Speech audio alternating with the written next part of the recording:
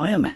今天我们要聊的这个东西呢，说实话，它本来就是一个游戏里的小更新，按理说没什么值得大书特书的。但暴雪这家公司啊，它有个毛病，就是特别擅长把一件小事包装成一场盛大的仪式，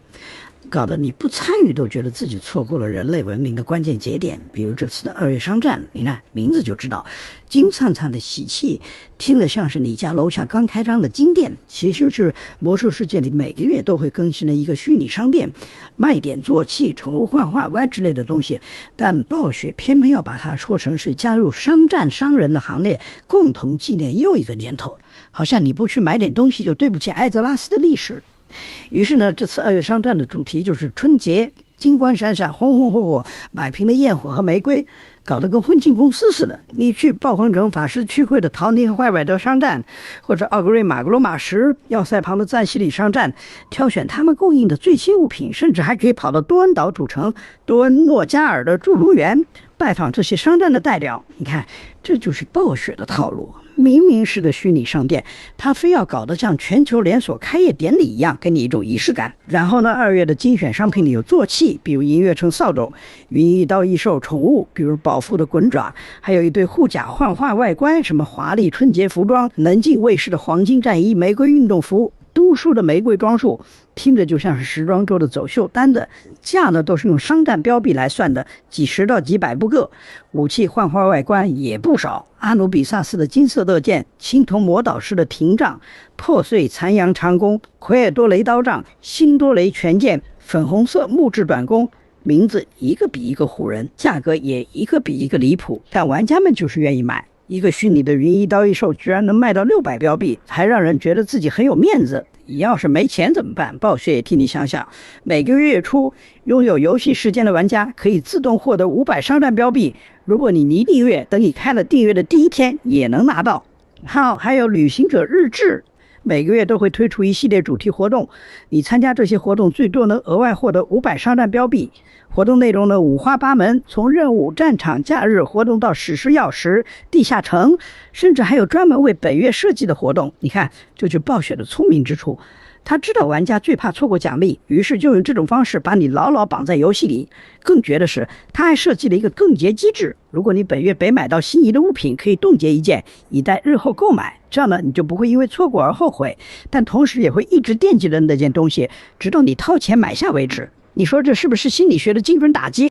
本月额外奖励是活跃新春，焰火包换坏完成旅行者日志的进度条就能拿到暴雪，还贴心的告诉你这东西是暴脾气专属，意思就是你穿上之后造型能引爆全场。你看，这就是典型的暴雪式营销，给你一个虚拟的背部换换，告诉你它能让你成为全场焦点，结果玩家们还真就乐此不疲。更有意思的是，暴雪还强调商战功能无法在怀旧服中使用，需要升到1能级才能解锁冒险指南。你看，这就是典型的制造稀缺感，告诉你不是所有人都能用，必须达到某个条件你才能享受这份特权。于是玩家们就会拼命升级，拼命订阅，拼命参与活动，只为了拿到那些虚拟的幻坏和坐骑。说到底，这就是暴雪的商业逻辑，用虚拟奖励制造紧迫感和稀缺感，让玩家不断投入时间和金钱。你要说这些东西有用吗？没有，他们就是一些外观和幻坏，纯粹是为了好看，但玩家们就是愿意为好看买单。